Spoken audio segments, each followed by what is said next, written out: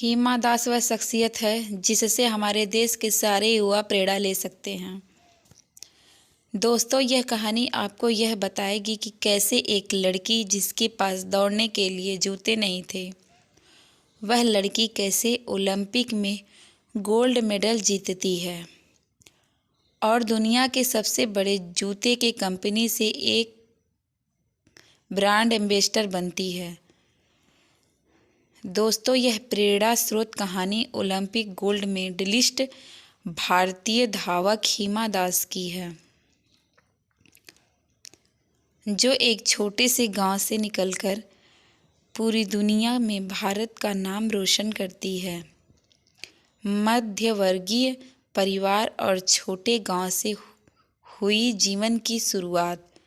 भारतीय धावक हिमा दास का जन्म 19 जनवरी 2000 को असम राज्य के नागांव नामक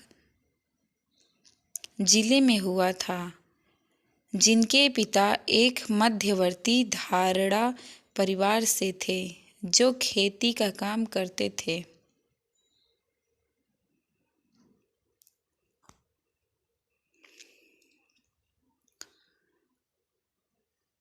हिमा का परिवार एक संयुक्त ग्रामीण परिवार था जिसमें 17 लोगों का और 54 परिवार की धान की खेती करता था।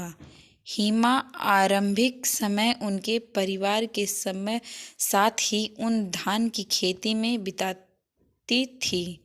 हिमा अपने माता पिता की सबसे छोटी संतान थी, पर इस सबसे छोटे संतान की उपलब्धियां सबसे बड़ी थी। हमारे देश के नॉर्थ ईस्ट में अन्य खेलों की तुलना में फुटबॉल को ज़्यादा पसंद किया जाता है, जिसके कारण यहाँ के बच्चों और युवाओं का यह पसंदीदा खेल है। जब हिमा दास विद्यालय में भर्ती हुई थीं, तब उन्होंने वहाँ के लड़कों के साथ मिलकर फुटबॉल खेलने की शुरुआत कर दिया। इसके अलावा जब हिमा अपने खेत में जाती थी तो वहाँ भी फुटबॉल खेलने लग जाती थी। बचपन से ही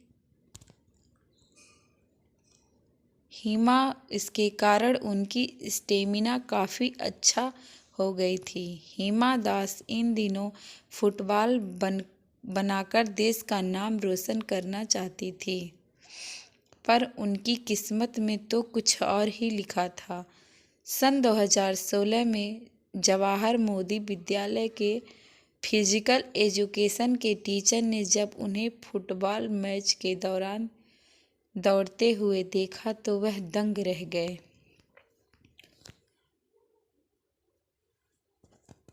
इसके बाद उन्होंने ही हिमा को फुटबॉल छोड़कर धावक बनने की सलाह दे डाली। पीटी टीचर शमसुल हक की सलाह पर उन्होंने दौड़ना शुरू कर दिया। हिमा दास की प्रतिभा को और निखारने के लिए शमसुल हक ने हिमा दास का परिचय ओके स्पोर्ट्स एसोसिएशन के साथ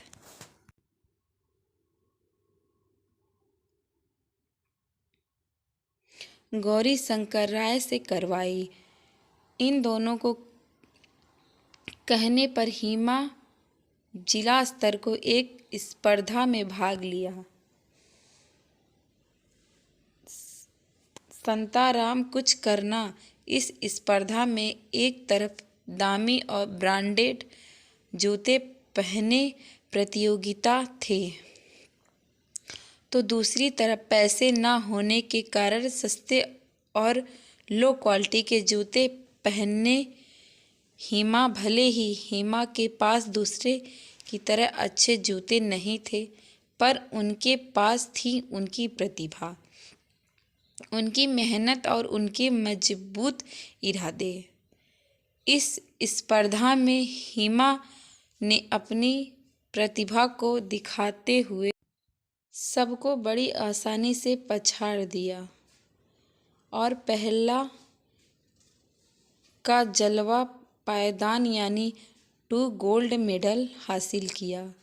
इस प्रतिस्पर्धा के दौरान निपुण दास जो एक थे, उनकी नज़र हेमा पर पड़े और वह हेमा की अद्भुत गति को देखकर हैरान थे।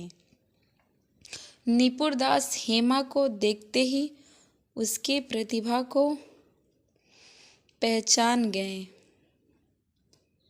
अब मैं समझ गई हेमा का सही से मार्गदर्शन किया जाए तो वह पूरी दुनिया में भारत का नाम रोशन कर सकती है। निपुण दास हेमा को छोटे से गांव से निकालकर गुवाहाटी लेकर जाना चाहते थे ताकि वहां उनकी अच्छी सी ट्रेनिंग हो सके। जब भीमा के परिवार वाले का इस बात का पता चल गया तो उन्होंने मना कर दिया, क्योंकि वह हेमा को गुवाहाटी ले जाने और उनकी ट्रेनिंग का खर्चा वहन नहीं करने में असमर्थ हैं। इस बात का पता जब निपुण दास को चला तो उन्होंने सोचा कि वह बेशकीमती हीरे को इस तरह बेकार नहीं होने दे सकते हैं। फिर भी हेमा के घर गए और उनके परिवार वालों को इस बात के लिए राजी करवाया।